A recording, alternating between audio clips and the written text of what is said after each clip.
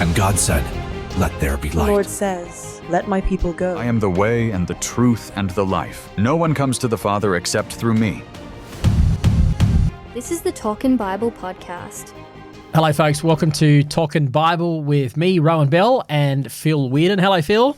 Hi, Rohan. How you doing? Back again. I'm doing good. We're back again for Wednesday's episode. We're talking about the Gadarene Demoniac, the crazy man on the other side of the lake. Yes. And how Jesus healed him, Yes. delivered him. And put him back in his right mind and fully clothed. Yes, that's right. A radical story. Yeah. Yeah. So it's a fairly well-known story because, if you've been around church for a while, it's one that ends up in Sunday school stories and so on because he's, well known as being a crazy man. So what about just giving our listeners a brief overview of the story, just to put some context before we discuss a couple of points? Okay, so Jesus was on the west side of the Sea of Galilee, and he decided that, he said, well, let's go over to the west side. To the east side? To the east side, the other side, yep. The other side. Jumped in the boat going over there, and as he arrived, or one version says two demons, the other one says one demon, but one man. One man.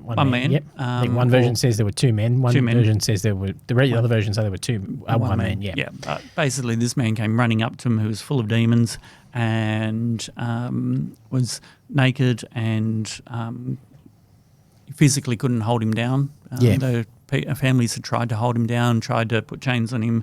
Ended up he was running around the fields naked. Yeah, amongst the tombs it says. Yeah. As an outcast and couldn't relate in society. No, as a young Christian, I would hear that and I'd kind of sit in judgment on it. But as I've matured in pastoral ministry longer and seen the turmoil and trauma and what it does in people's lives, I have a lot more compassion for this guy. Yeah. I think early on I just thought, he's a crazy guy. But I realised that there's a story behind. We don't know what that story is, Sure. but I've been around long enough to know that when people find themselves in these kinds of traumatic positions, there's a story. There's something has happened. There's trauma in their world that has led them to this point. And so I have a lot more compassion. And I think that's what, I assume that's what you're going to say. That's what Jesus had. Yeah. He had compassion for this man. He was obviously well known. I mean, Jews didn't even go to that side of the lake. So but somehow word had gotten out or Jesus knew from divine revelation about this man, and he was going to do something about it. Yeah. And so Jesus talked to the man and cast the demons out in a spectacular fashion. Sent him into a herd of pigs that rushed down the cliff into the water. Yeah. Not something you see every day. No, Guess what happened today, dear? Yeah, that herd of pigs we were looking after? Well, they're all in the water. Yeah. So, so they're boiled now. They're all boiled, yes. But which is really strange because Jesus didn't associate, or like being from a Jewish culture, don't associate with pigs. No, you wouldn't have found pigs on the west side and the northwest side of the Sea of Galilee. They're only on the east in the Decapolis region, the Gentile towns, And after he got rid of the demons, the bloke was there in his right mind, able to able to sit, not move. Like I'm guessing that he was being so full of demons that he wasn't able to sit. And it says he was running around crazy. And somehow somebody gave him some clothes, so he's then he was no longer this person to be feared. Yep. So it says he goes from someone who could never be held in chains, would yell and scream and cut himself. Yep. It says. Which are all things that we hear today, to a person who encounters Jesus and instead of running around, he's sitting still. Instead of being naked and barely clothed, he's fully clothed. And instead of being insane, he's sane. Yeah. So that's a radical transformation because a man encountered Jesus. Yeah. And so radical that the townspeople around there heard about it, because lost all these pigs, so it would have been a bit massive commotion going on, and the herdsmen went and said what was going on. So they there was an economic disaster. It was an economic effect on the township to have all those pigs. Yeah, and when the people came, they saw this bloke totally changed, totally transformed, and then they were all in fear. Yes, they were like, I don't know what's going on. Yeah, this is freaking me out. And Jesus actually They actually said, one of the Gospels says they wanted Jesus to leave. Yeah, they did. Yeah, because they were freaked out by it. Yeah, they didn't want to ask questions. They were like, "No, this is too much. This is Just too go." much. Get out of here." And the man does too. He wants to go with Jesus, and Jesus says, "No, go back and tell everyone about what God has done for you." Yeah. And then we read, I think it might be Luke's Gospel. I think it's Luke's. We read a chapter or two later, Jesus goes back there again to that same region, and it says they come out and they meet him. Yeah. So that man's testimony it took some time to sink in, but obviously it sunk into the point where next time around they want to meet Jesus. These Gentiles, these non-believing non-Jews are keen to meet Jesus. So the power of a testimony that says this is what I was and this is what Jesus has done for me can rub off on people. Yeah. Yeah, definitely. Yeah, so that's I guess the story. You had a couple of points in your notes that you just wanted to draw out there. I just loved how Jesus was willing to travel out of his comfort zone. Well, I'm going to say the Jewish comfort zone Yes. of being around family and friends that are all the same, all the like, willing to go across. And it wasn't just a simple, jump in a speedboat and put on the engine. It was like it was the sails and the Yes, that's oars. right. So And it we've would have been on taken the a while. Sea of Galilee. It takes a while to get all the way across. Yeah. Yep.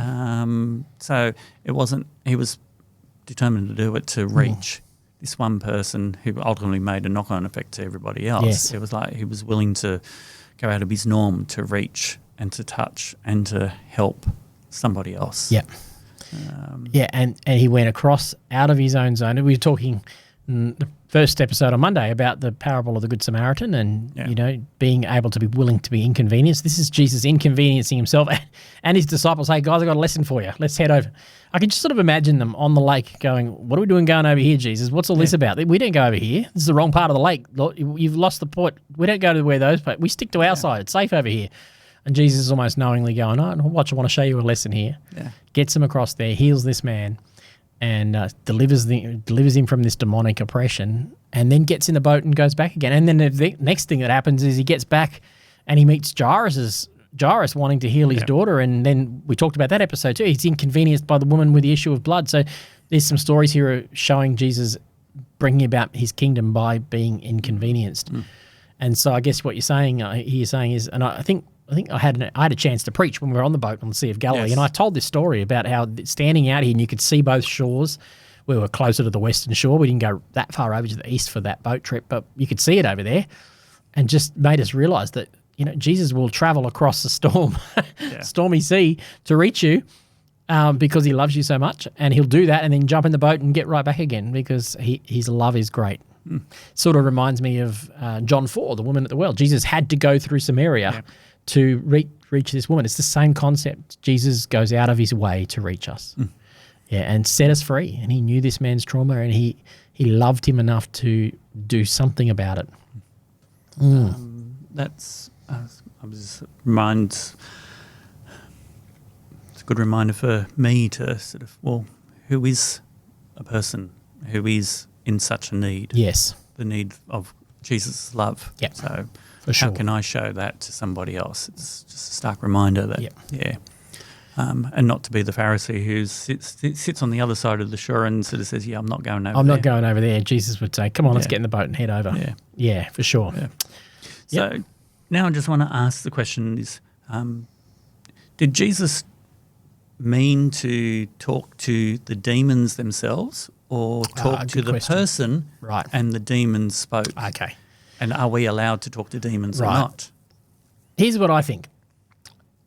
Look, I may be completely wrong. This is just my understanding and reading of the story.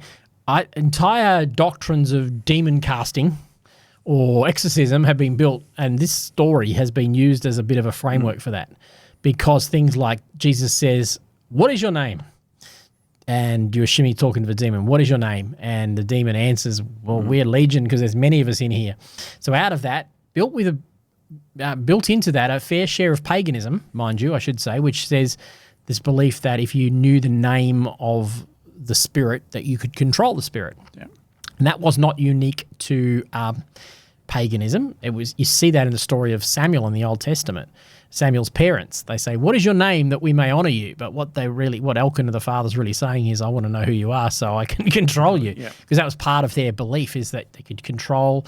If you knew the name of the spirit, you can control it. And that's been built into theology around casting out demons and everything else. I personally think that's taking it beyond the context of what's being said here. I think Jesus is talking to the man.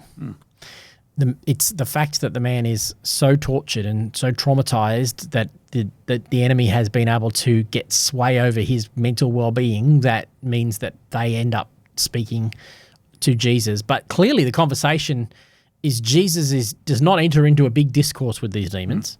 He doesn't give them the time of day. And clearly they're afraid. So I've said this often. It's not the demons that threw themselves at Jesus' feet. That's the last thing they want to do. It's the man's desperation as he comes and throws himself at Jesus' feet. So even with all his torture, even with he was seemingly out of control and under the control of a legion of demons, there's still something in this man that's able to reach out to Jesus. So firstly, I would say no matter how traumatized you are, no matter how difficult it is, you can still reach out to Jesus, even if all you can do is throw yourself at his feet. And beyond that, you can't do anything else. But if you can do that, if you can reach that point, Jesus will show compassion and kindness, remembering he's come across the lake to meet this man. "What is your name?" he says. Now, the demons answer, but I have to assume it reads best that he was talking to the man, wanting to see who this man was or what his story was. He may have, I'm assuming probably he heard the story. That's my best guess. I don't really know. And I can imagine Jesus hearing a story like that and going, right, that's why I came, to defeat the powers of the enemy, to destroy the works of the evil one. I'm taking a boat trip. That's the sort of thing I think Jesus would do. That he would take a boat trip across there.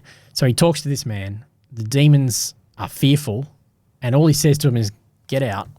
Well, if you send us out, send us into this herd of pigs." Okay, that's it. He doesn't enter into conversation with them. So while I think that there is a place to, definitely we are given authority to speak to the enemy. And Luke 10 verse 11, Jesus says, "I've given you authority to trample on snakes and scorpions and overcome all the power of the enemy." So there's a place in which we can use our authority to speak to the enemy, and tell the devil to leave. Because Peter says, "Submit yourself to God and resist the devil." Well, how do you resist the devil? I think you resist the devil through at least part of that is speaking to the devil and resisting him, saying, "No place for you in my life, devil." So that's a speaking to the devil. I think there's also a sense in which resisting the devil is doing positive things as well, like loving God and doing positive things for your neighbor and all that. That's resisting the devil's work as well. But there is a sense in which we can resist the devil. All I would say is avoid giving the devil more airtime in your brain than is necessary. So you may need to resist, you may need to speak against the devil, but don't become so obsessed with the devil that the devil is somehow on a par with the power of God or with the Lord. Because Jesus clearly is supreme in this story, and the devil's afraid of the demons are afraid of him. So I would say that would be my thought, is keep your focus on magnifying Jesus as opposed to chasing demons. Looking for demons everywhere. I don't think Jesus set out to deliver this man of demons. He just set out to he didn't set out to sentence a herd of demons into a pack of demons into a herd of pigs. He set out to set a man free. The demons were a byproduct of that. The story is, more importantly, that Jesus set a man free of trauma and pain and hurt and grief and anger and forgiveness and all that sort of stuff, than that, the demons got cast out. That's the secondary of the story, not the primary of the story. Yeah. But it's a bit of storytelling if you do it the other way around, though. Yes, it becomes more easy to remember. And we probably tell. I mean, Jesus. There are other demons Jesus cast out. Yeah, like there was one that had a blind, says he was blind and dumb or whatever, and it says plenty of other times where it says demons were cast out. We remember this one more than the others because of the drama of it. Yeah. Yes, that's right, which is fine. But maybe there's an element of that in Jesus. It wanted this story to be remembered. But I still think the main purpose of the story is to remember that Jesus will cross a lake to reach you, rather than Jesus cast demons into pigs. Yeah, I think that's where we let ourselves down, when we make that the purpose of the story. Yeah. Good reminder. All right. Anything else there? No. Okay. That's all. All right then. That's it for today. Well, we'll talk to you on tomorrow's episode, everyone. Talk to you then.